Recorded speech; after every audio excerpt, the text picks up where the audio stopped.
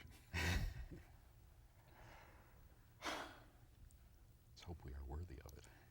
Oh, the hell with it. Just get it done. That's the spirit.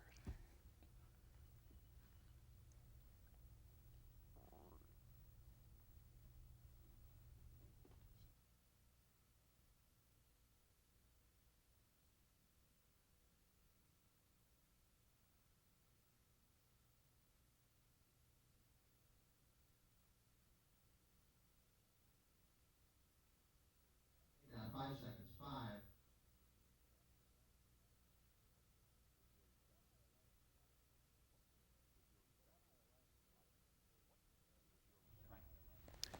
What was your reception in Egypt like?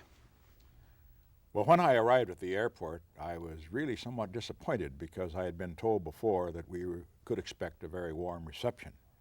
As we got to the top of the ramp and looked down, it reminded me of Peking and Moscow. No people there, just the VIPs, a very good honor guard, the usual red carpet, Sadat standing down below to welcome us. He was very friendly and courteous and so forth. And as we got into a big open car, I rather wondered why he had insisted on that, because our Secret Service didn't want to have an open car because of security reasons, but he wanted an open car because there were no people. So we got in the car and we began to move out of the airport onto the main highway. And as we moved onto the highway, it was like hitting a tidal wave. There was just a sea of humanity surged around us. People by the thousands shouting, and they were saying, "Long live Nixon, long live Sadat, we trust Nixon, Egyptian-American friendship." Over and over again the shouts came. And the crowd was, by all accounts, one of the biggest certainly that I had ever seen, and certainly one of the most enthusiastic. The only one approaching it in enthusiasm was the one in Warsaw in 1959. Emotional, enthusiastic, and friendly. How much does a crowd mean, though? Can't you, isn't it possible in almost any country to bring out a lot of people in one place at one time? No question about it whatever. They can keep them away or they can bring them out. But Sadat made a very interesting comment in that respect. After we arrived at the guest house, he said, you know, you can always get people out, but you can't make them smile. And he said those people were smiling. I noted, for example, as we were riding along, he tried to say something to me over the din of the crowd, and he kept pointing to his heart. And I was a little worried then because I had heard that he'd had a couple of small heart attacks, and I wondered if he was suffering pain. And then I finally heard what he said. He said, "This is from the heart. They trust you. They love you. They are so happy you are here." Some of the signs over the road said, "We trust Nixon," and the American press particularly said that a lot of the trip was planned because of the intended domestic impact because of Watergate. How did you read the signs, "We trust Nixon"? Well, the signs had nothing to do with Watergate. They had to do with what the Egyptians felt about me and the policies that I had instituted after the war in 1973. They felt that after a long period, 6 years of no communication between the United States and Egypt, or no relations, I should say, that we were again friends. They knew that I was pro-Israeli because we had saved Israel in 1973 with the airlift. But they knew that I was not anti-Egyptian. On the contrary, that I thought it was possible and also necessary to be friends with the Israelis and also friends with the Egyptians and the Arabs. And they meant that they trusted me as one who would be fair, something that they had not had, they thought, in a U.S. administration for some time. One of the events during this summit was a long train ride to Alexandria, where for several hours you and he stood in an open car waving at people, which I think drove both security forces a little crazy. Well, as a matter of fact, it was a 3-hour train ride. I've got to pick up that question. Frank, I think your clipboard must have hit your microphone or something and waved the question down. Let's just do a pickup on Frank. One, give me a tight shot on Frank. 3 seconds, Frank, and you can do your question over. 3. One of the parts of that trip was a long, several-hour train ride to Alexandria in an open train, which I think drove both security forces a little crazy. Well, the train ride, of course, was one of the highlights. I should say that the estimates of crowds from the airport into the guest house at Cairo was over 1 million. That was by press that was not particularly interested in seeing a large crowd be coming out. They grew and grew all the way along the way as we went to the pyramids, went there and came back. And then I really think the top was the train ride and the welcome also in Alexandria, which followed it. That very day, over 3.5 million people by conservative estimates were there at the train stations, along the sidings and so forth, and of course in Alexandria itself. Actually, what we rode on was a flatbed car. They didn't have any kind of an open car as you have for a parade and an automobile. And so we stood there in the flatbed car, and we had to stand there because the people were along the side waving and shouting and so forth. It was a little difficult for me because I had had this phlebitis attack in Salzburg, and after standing for 3 hours, when I got to the guest house, I had to have somebody help pull my shoe off because my ankle was swollen so. But believe me, it was worth it. I didn't feel any pain while we were there noticing the crowds and, of course, responding to them. It was... There was a rather... You want to start that again without my interrupting? Yeah. Incidentally, there was a rather eerie event there. As we were going along, there was a place where the highway ran parallel to the train track. And here was a hearse going along, keeping right up with the train. And I had a thought in the back of my mind, I wonder if some way it had leaked out, because I had warned Haig and the others. I said, don't tell anybody I've had this phlebitis attack. I wondered if it leaked out, and they had the hearse there thinking that something might happen to me. But then I checked with his Secret Service and ours, and they said what had happened was they had the hearse there because on that same track they had had a few assassinations about 2 weeks before. So it was a rather dicey trip, but it turned out all right. Did you ever feel that you were in danger, that your life was being endangered by what you were doing on that trip? Even if you didn't feel pain, did you feel that by extending yourself the way you did, that the phlebitis might take you at any time? No, not really. I've always been very stoical, very fatalistic about danger, whether it's the possibility of somebody shooting me or the possibility of having a heart attack or something of that sort. If it will happen, it will happen. The thing to do is to go on and do the best you can.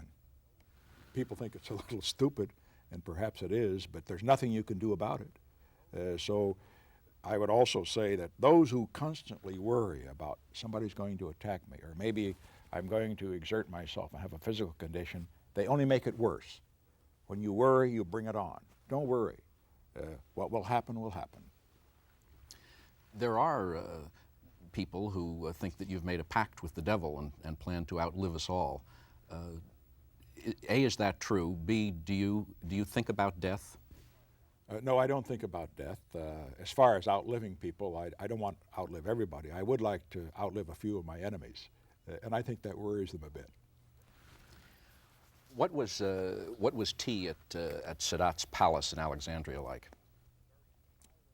Well, that tea was very interesting because it was such a contrast to what Sadat had shown me as we left Cairo. Cairo is a huge city, and it has some of the worst slums in the world. And as we drove through the slum areas, you know, railroad tracks there, as they do in this country, they go through the worst parts of town. As we drove through it, he said, I want you to see the worst as well as the best of our country. And then so when we got to Cairo, there at his palace there, out on the lawn in an afternoon, we had British high tea. Believe me, it was more British than the British. The liveried servants, the quiet, very civilized conversation, low tones, everything was done just right. But I thought, an ominous thought at that point, I thought that of the tremendous contrast between the wealth that was there, displayed there, and the slums that I had seen. And I also felt at that time that it was very important that in our programs toward Egypt, I felt it then, I feel it even more today, that rather than concentrating so much on military assistance, there should be more economic assistance. It's one of the poorest countries in the world. They need assistance, and we should help them. In reading what you wrote about that, something appealed greatly to me. You said it was that at that tea was served the most exquisite and extensive collection of pastries that you'd ever seen. When we think of tea in this country, unless we've been to Britain, we think of a tea bag, which makes the most horrible brew, incidentally. It isn't done with class or style or what have you. But in Britain, tea is really an extra meal. and you have all sorts of cakes and cookies and pastries and so forth, and set out so well. It's really very, very high living. And I must say, I have seen it in Karachi, where they are more British than the British. I've seen it in Sydney, Australia, and also in Auckland, New Zealand, where they're more British than the British. But believe me, nothing to equal what I saw in Cairo. Incidentally, I think I should say that the welcome in Egypt, I think, was due to three things. First, what we have already touched upon, the fact that they felt that I was fair, that they could trust me to be fair. And second, they thought I was a friend. They want to be friends with Americans. They didn't like the Russians. They wanted to be friends with Americans. Third, because they wanted peace. And as Sadat said to me, he said, they are aware, our people are, that you have worked for peace, not only with us and in this area, but with the Soviet Union, with China, and so forth. But there was another factor. I don't think there's any question, but those millions we saw, over 6.5 million in those 3 days in Egypt, realized the United States was a rich country. And they thought that possibly the good relations with the U.S. would bring a better economic life for themselves. They probably thought I was carrying a good bag of money.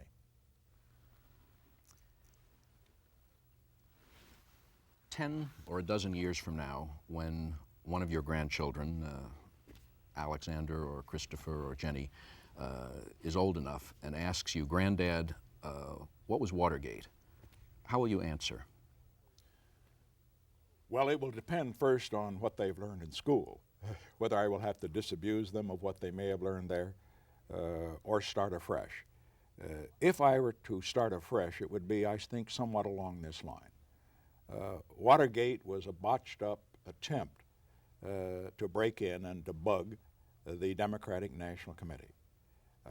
When I say it was botched up, I am referring to several things. One, I could never understand why anybody would want to bug the National Committee. I know national committees. There's nothing in the Republican National Committee worth knowing. You go to the campaign committee, and I'm sure the same was true of the Democratic National Committee. The second was the way that it's done. I remember reading about it when the report first came out, when I was in Miami, and I saw the Miami Herald, and I read about 6 men wearing surgical rubber gloves who had been caught trying to bug the Democratic National Committee. And I instantly thought, 6 men doing the job that one professional could do? I also was mystified by the fact that it was later indicated that the CIA had advanced knowledge of the break-in. They never told me. The Democratic Committee had advanced knowledge of the fact that a break-in was to occur. And Jack Anderson, the columnist, had advanced knowledge. As a matter of fact, it was so clumsily done that I would have to say that a pretty good case could be made, as some have made it, that it was deliberately botched up, that they wanted to get caught. So much for that. And so I would also say Watergate was illegal, and that it was wrong, and that it was very, very stupid thing to do. But whatever the stupidity of Watergate, the original break-in, or attempt to break in, I should say, which failed, that was exceeded by our reaction to it. It was stupidity at its very highest. Looking back, I don't understand why it happened that way. I think I do understand, but the reasons were apparently that the people on our White House staff and in the committee, with perhaps the best of intentions, felt that it was very important not to allow this particular break-in to be escalated into a way that it would affect so-called higher-ups. And so consequently, they tried to contain it. Now, there was no reason to be concerned about it affecting a higher-up. After all, that wasn't going to affect the election. We were leading McGovern, who was going to be the Democratic candidate, by a margin of 2-1 when that occurred. We were going to win going away anyway, because I had just come back from the great triumph of the Moscow summit. And of course, we were making progress in ending the war in Vietnam. But nevertheless, they felt that. And so as a result, they tried to come up with various schemes to contain it, to keep it from touching people higher up. And we didn't concentrate on doing what we should have done to clean it up right then when we could have. After the election, now, of course, there was even less excuse for not doing something about it. My notes and diaries made when we were at Camp David, when I was trying to bring the war to Vietnam to an end, to reorganize the government, prepare the inaugural speech, to select new members of the cabinet. My notes indicated that over and over again I said, let's get a report on this thing, let's clean it up, because the election is over now. But nothing was done. And then we simply compounded those failures. We even considered giving clemency to those that had done it so that they wouldn't talk about those higher up. We didn't do it, but we considered it. We talked about it. And we even considered, as the infamous or notorious tape of March 21st, 1973 indicated, considered paying blackmail. We didn't do it. We decided not to, as that tape also disclosed, but nevertheless we talked about it. And the problem was that all of that was, of course, exacerbated by the fact that what we talked about, even though we didn't do it, was on tape. And so what happened was that the way we handled it, and we're responsible for it, the way we handled it, took what was basically a misdemeanor, a break-in in which nobody was hurt, and made it the crime of the century. I must say, with the assist of the media and the assist of our very, may I say, intelligent and ruthless Democratic opponents. Do you think people should have been shocked or surprised or appalled, as people were, that in the Oval Office or in the office of the President, whichever of your offices it was, that you even considered paying blackmail? Oh yes, I think they would be surprised. They would not be surprised if they had studied politics generally. That they wouldn't have been surprised that there would be a discussion of that, because let's face it, many administrations have had problems, and instead of allowing those problems become politically negative, they try to avoid it. I mean, Lyndon Johnson's handling of the Bobby Baker case, for example, was certainly no attempt to bring all the facts out into the open. I think another point that should be made about... Excuse me, 1 second, I need to make a quick stop here, right?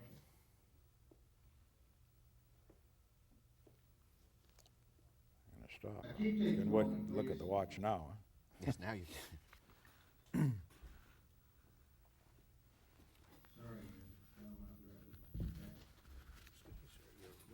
ready.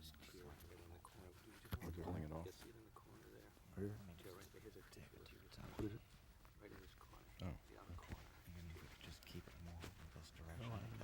But it must be from that sneezing. It could possibly be. Yeah. You might have a little bit of a hay I fever. got a little of that hay fever. Oh, it doesn't make any difference. They'll think we're putting the tears on. Yeah. Where is it when we need it? This is too soon. I had a little sneezing spell when you put the powder on today.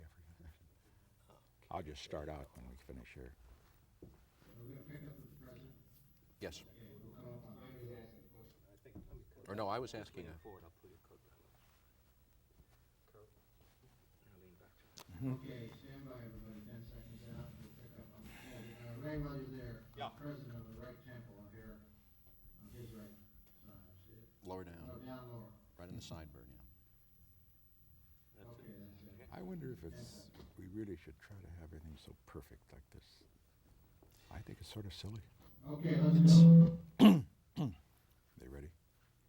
Or not yet. You gonna start? You ready? Yeah. Okay, take 2 seconds, Mr. President, then start. 1. When anyone would ask me what was Watergate, I think we should indicate too what it was not. No one was killed at Watergate. No one profited from Watergate, our scandal, as compared with the Teapot Dome scandal and the Bobby Baker scandal and the Truman 5%er IRS scandals and the Abscam scandals. No election was affected or stolen by it, as some believe the election of 1960 was stolen. As a matter of fact, Watergate cost us votes. It didn't gain us any. I would say that what happened here was that because of the way we handled it, however, it allowed our opponents in the media and our opponents among the more partisan Democrats to exploit the issue and to indicate to the public at large that the whole administration was shot through with corruption, that we were repressive, that we were frightening people, that we were bugging people by the hundreds, by the thousands, that we were engaging in, quote, dirty tricks at every opportunity. And so much of that, of course, was untrue. When you say no one was killed at Watergate, what do you mean by that? I mean by that very simply, that when you think of any kind of an incident of this sort, a so-called high crime, you think of somebody losing his life or somebody losing a great deal of money or something of that sort. This was not in that category. It was a political shenanigan, wrong, illegal, and very stupidly handled, true. Are you aware of the bumper strips referring to Chappaquiddick, no one died at Watergate? No, as a Or matter no one of, drowned at Watergate? I've seen those bumper strippers. No one, those bumper strips. No one drowned at Watergate. And I guess the implication there is to point out this is in contrast to the Teddy Kennedy situation as far as Chappaquiddick was concerned and what some think was a cover-up. How do you think it was a cover-up? I would say that I don't know what the facts are, and that would make a prima facie case that it could have been. You're aware that the judge in the case said that Senator Kennedy couldn't have been telling the truth? Yes. No reason to judge him at this point. I mean, he's paid more of a price than anybody will guess, and as far as I'm concerned, that's all in the past. How extensive, you say that the dirty tricks were not done at every opportunity. How extensive on a 10-point dirty tricks scale, looking at politics over the last 30 years, do you think that the Nixon campaign 1972 dirty tricks were? I'd say about one or two. I recall, for example, I've been the victim of dirty tricks, including bugging in 1962. There was no question about that. There's a very famous character, a real professional, delightful fellow, as a matter of fact, named Dick Tuck. And he used to sabotage our campaign schedules and send people the wrong way and disrupt our meetings and so forth.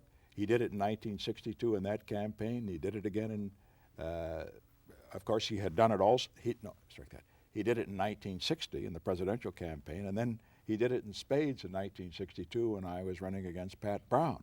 But the media, being, shall we say, not particularly in my corner, just called that fun and games. And then when Segretti, our so-called dirty tricks man, whom I frankly had never had the opportunity of even meeting, when he tried to practice some of these things on our Democratic opponents, they became high crimes and misdemeanors. It's just a double standard.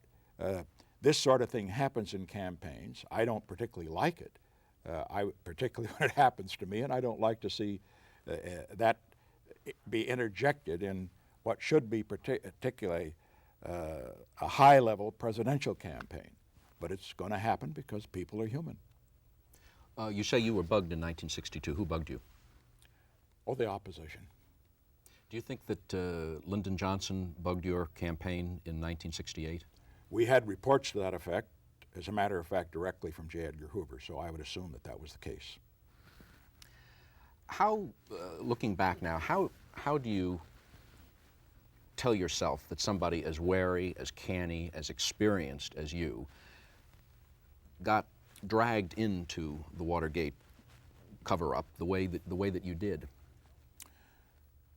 But there's no excuse for anybody, as you say, and I can't make the self-serving statement that I am so canny and experienced and all that sort of thing, although I have lived quite a bit. There's no excuse for what happened, but there could be a reason. I just made a basic mistake at the beginning of that year, that campaign year. You know, I've always been criticized throughout my political career for running my own campaigns. I ran my own campaign in '46. I did it in '50 when I was elected to the Senate. I did it in '52 and '56. So I had campaign assistants, but everybody knew that I was watching every jot and tittle of everything all the way along the line. '68 also. I was constantly, our campaign people thought, interfering with how it was going, but I was watching everything. Came 1972. And here I was going to China in 1972. We were negotiating an arms control agreement with Russia. We were trying to end the war in Vietnam and so forth. And I decided, well, this is one time I'm not going to get involved in the campaign. I'm going to delegate it all. That was a mistake. I should have watched it. If I had been watching it, believe me, we wouldn't have ever bugged that. But if we had done it, it would have been more successful. But we would never have done it. And we have never handled it that way afterwards because, as I say, that compounded it. It was not the initial break-in that caused the problem. It was the failure to move on it as we should. And I would say that had I been running it and I was responsible, then I would have known where to turn. But since I wasn't running it, I then had the problem of feeling, and I think in retrospect I'd probably do it again, that I should stand by my friends. I don't know who was responsible, but I was bound to stand by them and try to avoid it moving higher up. There has never been any evidence that you knew about the plans for the break-in advance. In fact, there's significant evidence that you didn't know. Why do you think, though, that from the very earliest, the first polls taken after the break-in, public opinion polls, I think something in the first one, something like 46% of the people felt that you had known about it in advance and that it was just normal kinds of politics? I think for the very reason that I've indicated. It was pretty generally known among the people that I ran a tight ship.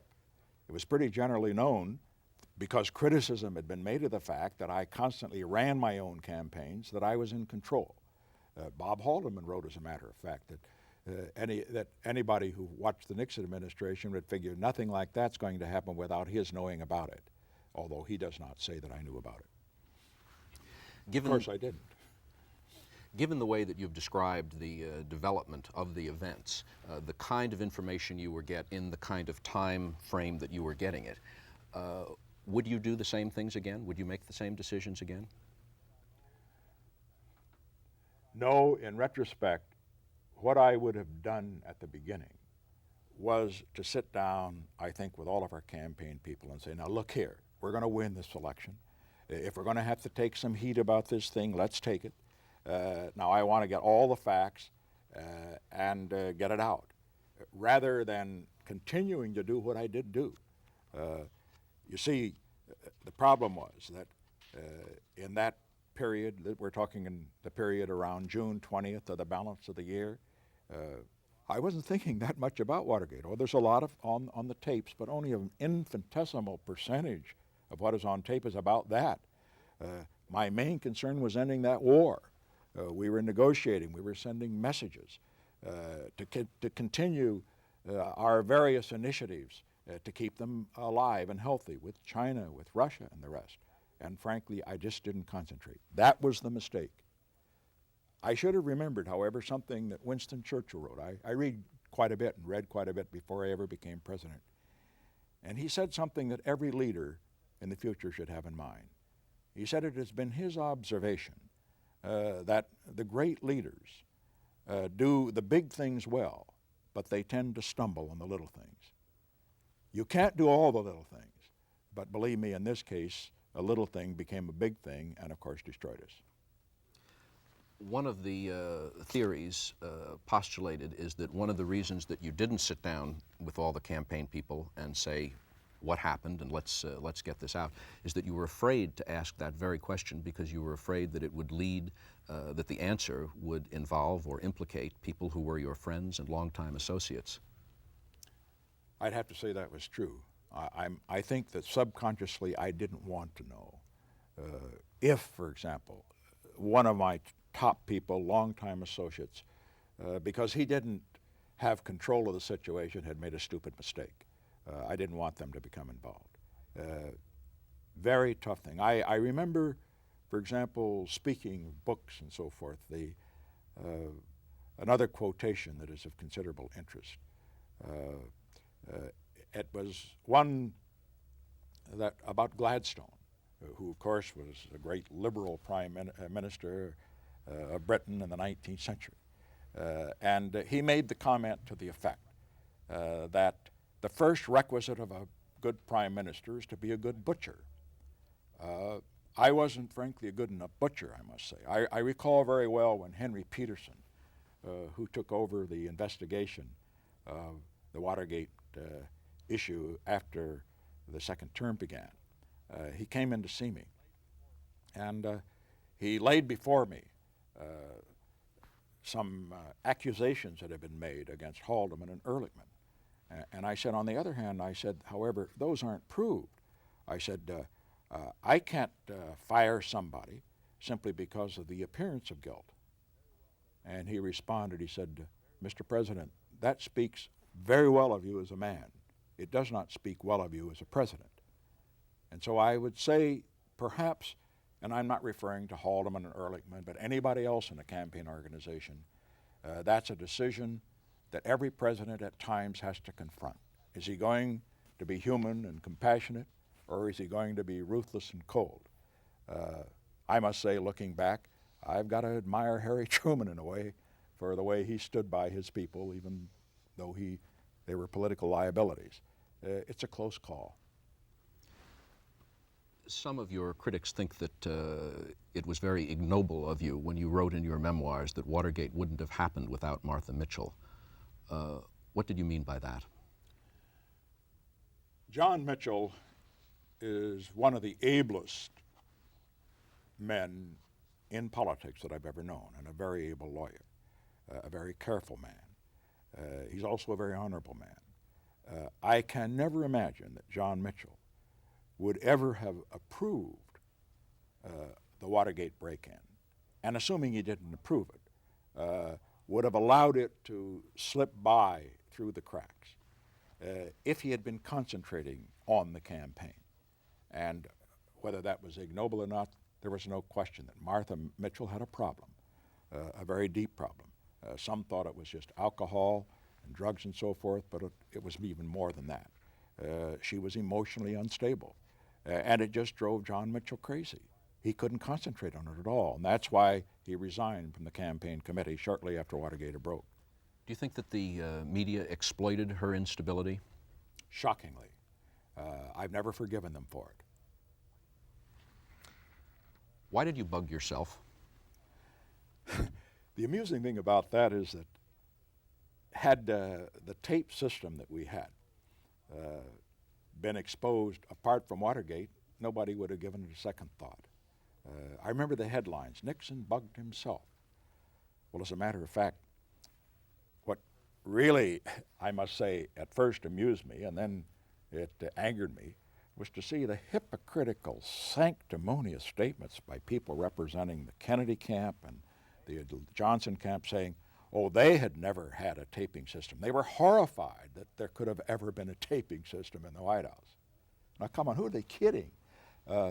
Franklin Roosevelt, it's now revealed, he did taping. Even Eisenhower did on selective cases. There are 200 reels of tapes in the Kennedy Library. There are thousands of hours of tapes in the Johnson Library. Taping was done, ostensibly, in my case it was done, for the purpose of having it for the historical record. And under the circumstances then, when we said, did we bug ourselves, it was for the historical record and not for any other purpose. I must say that in Johnson's case, when I came into the White House on that first day in January the 20th, I saw all this taping equipment around. It hadn't been removed that he had put in.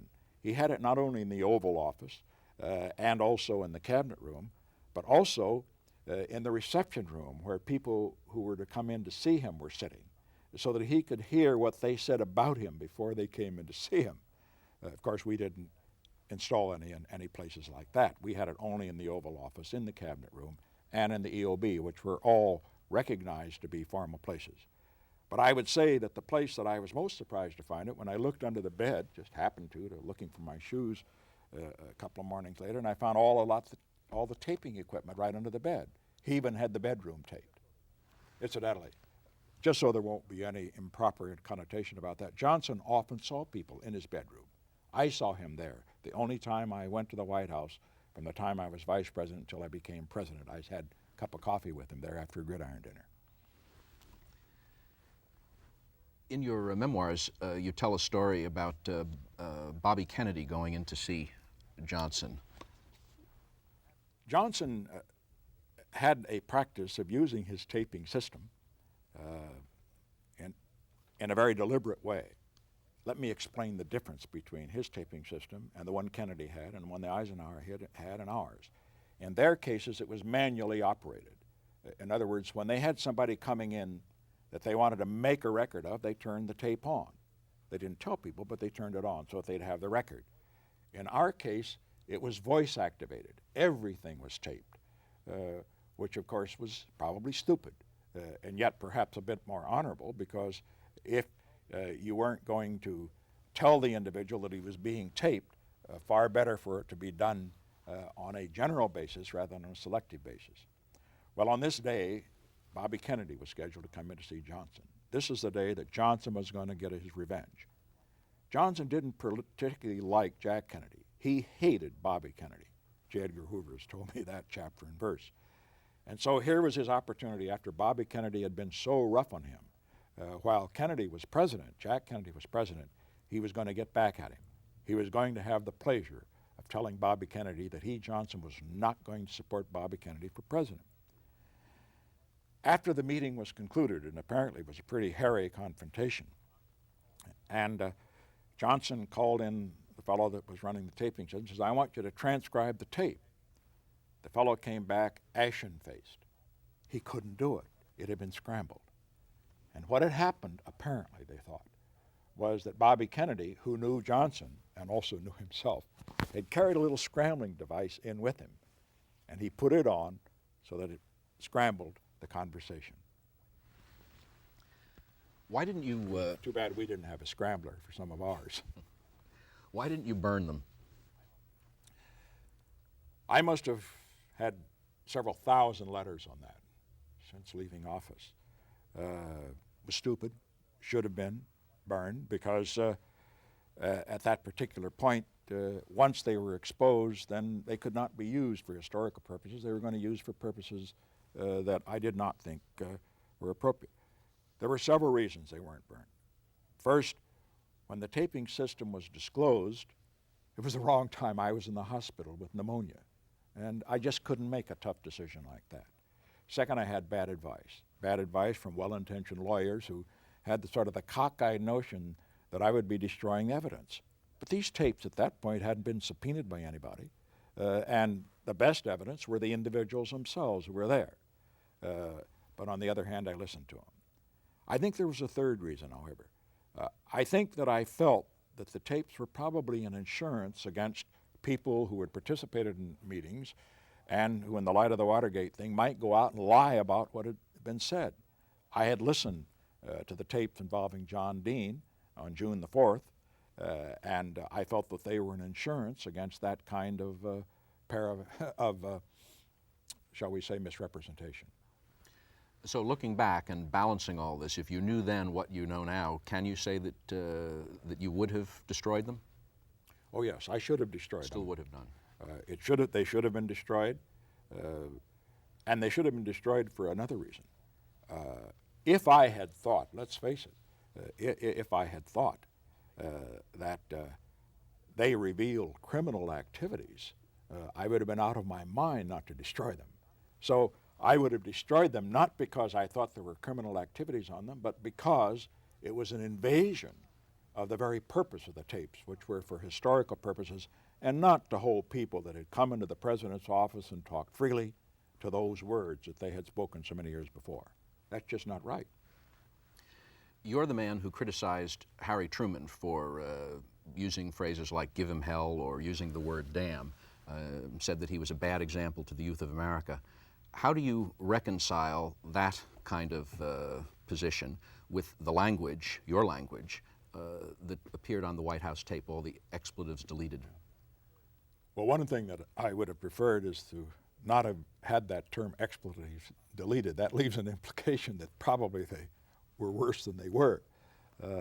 They were bad enough as it was. And eventually, of course, everybody will know what it was if they don't already know. The point that I should make is that as far as profanity is concerned, I must admit, a bit old-fashioned.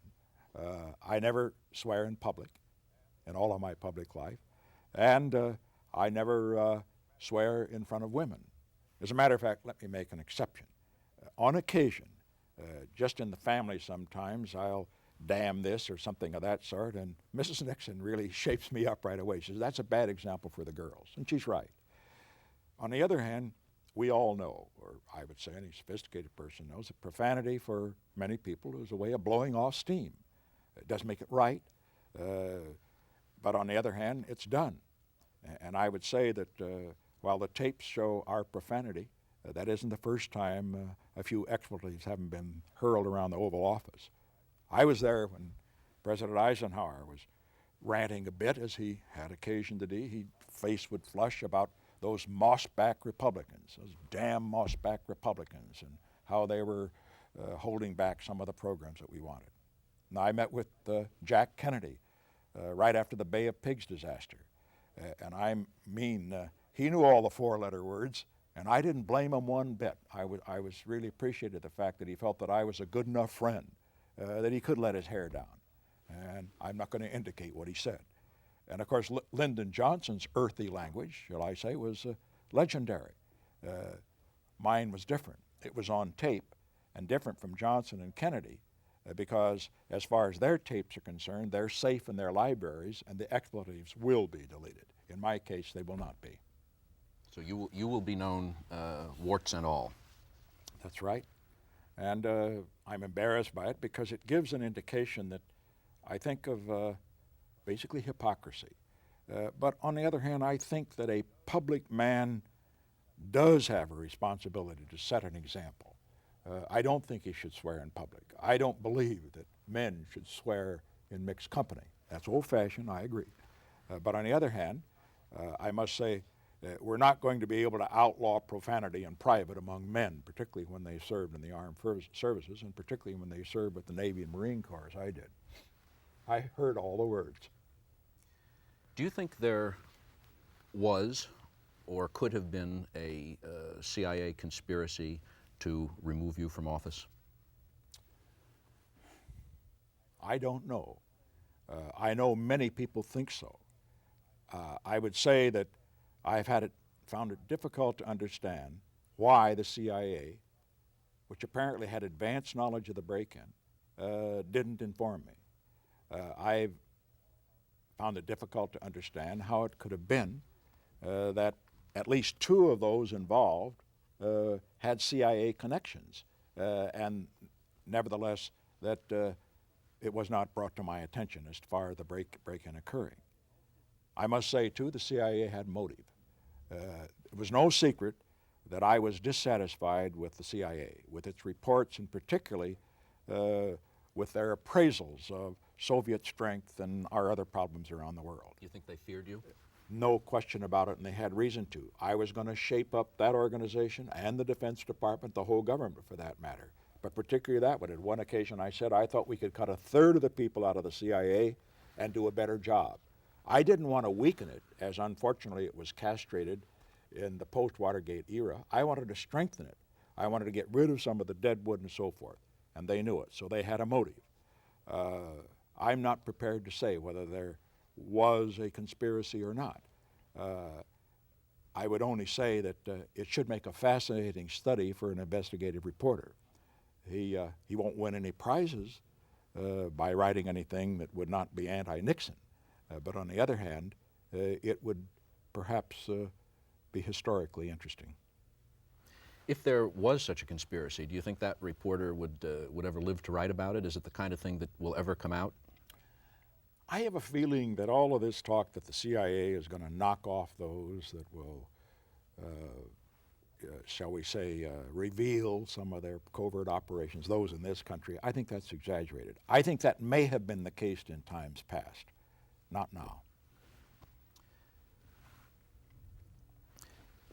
Do you think that you had control of the CIA when you were president? That it was responsive to you, and that you knew what it was doing, and that it wasn't doing anything you didn't want it to do?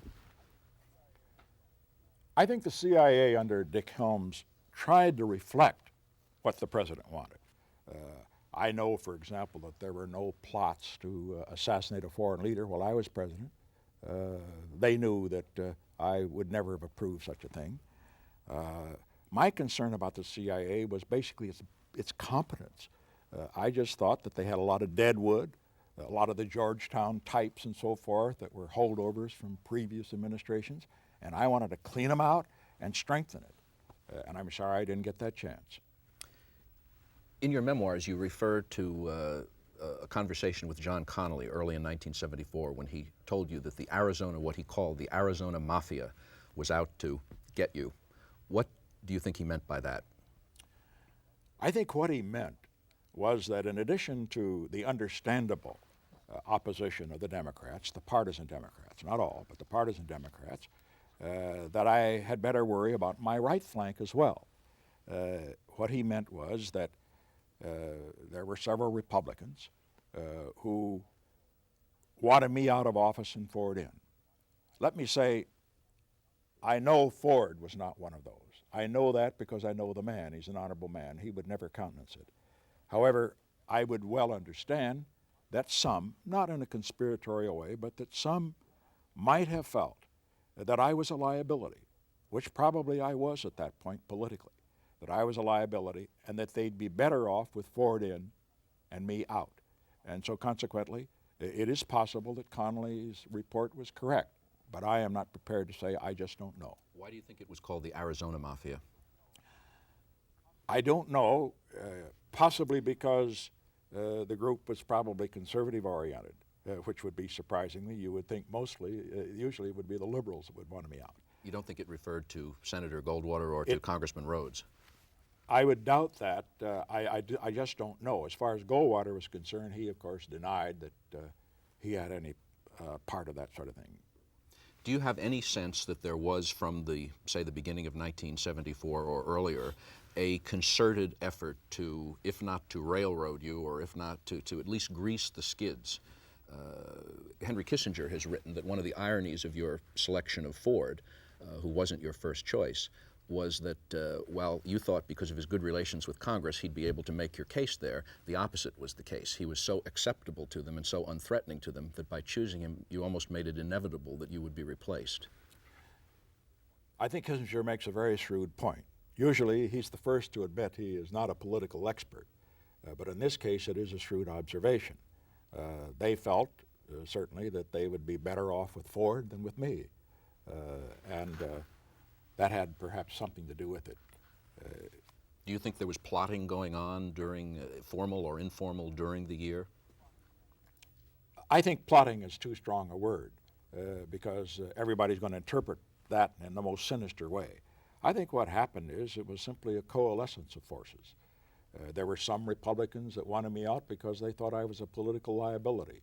They could get along better with Ford than with me. There were some Democrats, partisan Democrats, that wanted me out because they wanted to reverse the situation, the result of the elections of 1972, in which they had suffered such a shattering defeat.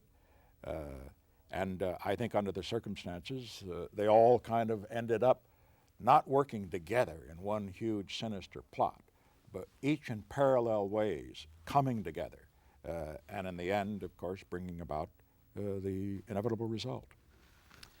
You were under such tremendous, enormous emotional, physical, mental pressures during Watergate. A lot of people thought it would kill you and would have killed a lot of people. Why do you think it didn't? Why and how do you think you survived? Well, curiously enough, I've had a lot of practice. I've gone through some pretty tough crises. The Hiss case, when I fought the whole Washington establishment and the media, the fund, when everybody thought that I could not survive on the ticket, 1956, the attempt to dump me off of the ticket, 2 shattering defeats, one for the presidency, and then one in 1962 for governor of California. Having been through all of that, that toughens your hide a bit. And as far as being able to survive this, I felt I was on the right side. I was sustained by what I thought was the right cause, and I must say, too, that I drew great strength from my family. The way they stood by me was really something very inspiring, very heartwarming. Was this pressure different in quality or quantity from these earlier pressures? Different certainly in quantity, because whatever the earlier pressures were, they finally ended. This was so intense for so long, and this, of course, reached enormous public attention. For example, Watergate, for months on end, led the three network programs. Not one, not two, but all three, day after day after day. There were headlines in papers across the country, day after day after day. That takes its toll. But I stood up under it rather well. I'm rather surprised that I'm still here. You've described all the things that, or some of the things that Watergate wasn't, and described your a number of the elements of your role in it. What do you think you were guilty of? Well, I was guilty of not malfeasance. Malfeasance means an intent to do something wrong, but misfeasance, failure to take a situation like this and to deal with it effectively. Let us understand, though, what Watergate is not, because I think it's very important for us to realize that once the Watergate thing broke, then those in the media who had a vested interest in my being driven from office and our partisans on the other side immediately expanded that to indicate that corruption infected the whole administration. For example, it was a repressive administration, and they made a great deal out of the fact that there were wiretaps. Now let's look at the wiretaps, very objectively and very fairly. A lot of myths about it. One, that they were illegal. They were not illegal. Wiretapping without warrants was legal for every president up till 1972, and we discontinued them when the Supreme Court said warrants would be required thereafter, even though the president had ordered it for national security purposes. And every president since World War II had used wiretaps. Second myth, we were wiretapping our political opponents. We were wiretapping across the country, radical groups and so forth and so on. A myth. Believe it or not, there were only a total of 19 wiretaps. 5 newsmen who printed stories which had top secret material in it, and 14 government officials who had had access to that same kind of material, or whom we thought had access. That was all there were. The purpose of the wiretaps was to avoid leaks of that sort in the future, to find out who was leaking. And incidentally, that purpose was legitimate. I should point out that that wasn't always the case. For example, during the Kennedy-Johnson administrations, Martin Luther King was wiretapped. Why? Because, as J. Edgar Hoover once said, he was wiretapped apparently at the Willard Hotel because a sex orgy might have been going on there. They wanted, apparently, for reasons that I'm not aware of and I can't understand, to find a way to embarrass him. And speaking of newsmen, people think that that's the first time newsmen were wiretapped. I should remind them that there's a record on file of a reporter being wiretapped during the Kennedy administration because it was learned that he was going to write a book on Marilyn Monroe that might have derogatory comments in them about the Kennedys. Now understand, I'm not saying this in condemnation of anything that others did. Maybe they had reasons that I'm not aware of. I am simply saying, 1, what we did was not illegal. 2, it was justified because it was very important to stop the leaks so that we could continue negotiations that led to the opening to China, that led to the settlements with the Soviet Union and the ending of the war in Vietnam. And finally, I would say that as far as the wiretaps are concerned, the idea that this was a repressive administration, it simply doesn't add up. Now, of course, some ask, what about the plumbers? Now, who were the plumbers? Is this a big conspiracy of people floating out across the country, intimidating people and the rest? 4 people for less than a year trying to plug leaks. It was a sort of a Keystone Cop operation. Plumbers is a pretty good name for it, and very ineffective as it turned out, as were the wiretaps. Didn't the June 23rd tape show that your involvement in Watergate went beyond sort of this sort of a passive malfeasance? Because on that tape you ordered Bob Haldeman to go to the CIA and tell them to tell the FBI to keep out of the Watergate investigation. Didn't that go over the edge and actually involve you? Well, let us understand how the June 23rd tape came about, how that conversation. It had been a long conversation about scheduling